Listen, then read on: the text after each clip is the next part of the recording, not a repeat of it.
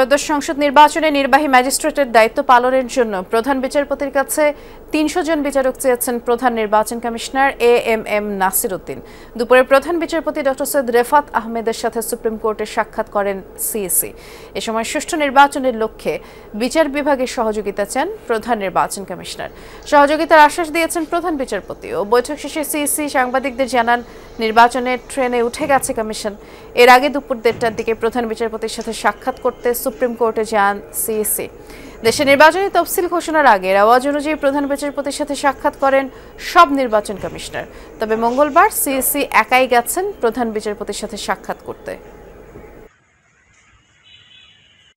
Electoral কমিটির যে লোকজন দেওয়ার কথা আছে, ডেভেলপমেন্ট আছে, ওই ব্যাপার বলতে ওনারা যথাযথ ব্যবস্থা নিচ্ছেন এবং নেবেন, কোনো অসুবিধা হবে না, এটা ইস্যুর করেছেন।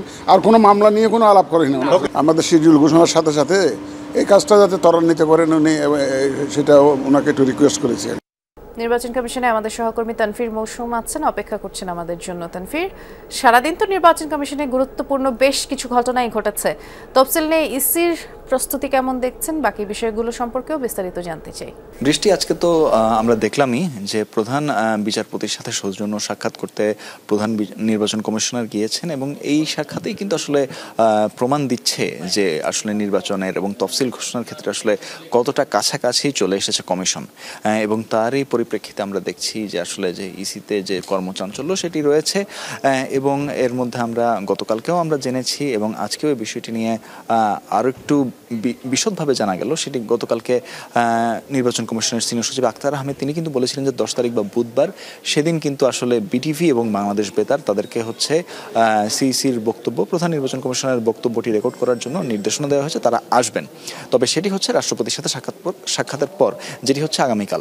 আজকে আমাদেরকে নির্বাচন কমিশনার আব্দুর রহমান আল মাসুদ তিনি জানিয়েছেন যে 12:30 থেকে 12:30 এই সময়ের মধ্যেই তারা যাবেন রাষ্ট্রপতির সঙ্গে সাক্ষাৎ করতে এবং সেটির পরপরে কিন্তু তারা আবার যখন নির্বাচন কমিশনে ফিরে আসবেন, ফিরে আসার পরে কিন্তু প্রধান নির্বাচন কমিশনারের বক্তব্যটি রেকর্ড করা হবে। এবং সাধারণত আমরা দেখি যে রেওয়াজ অনুযায়ী বা পূর্ব যে বিধি, সেই বিধি অনুযায়ী আমরা দেখেছি যে আসলে যেদিন বক্তব্যটি রেকর্ড করা হয় প্রধান নির্বাচন কমিশনের, সেদিনই আসলে নির্বাচনের তফসিলটি ঘোষণা করা হয়, সেদিনই নির্বাচনের তফসিল ঘোষিত হয়।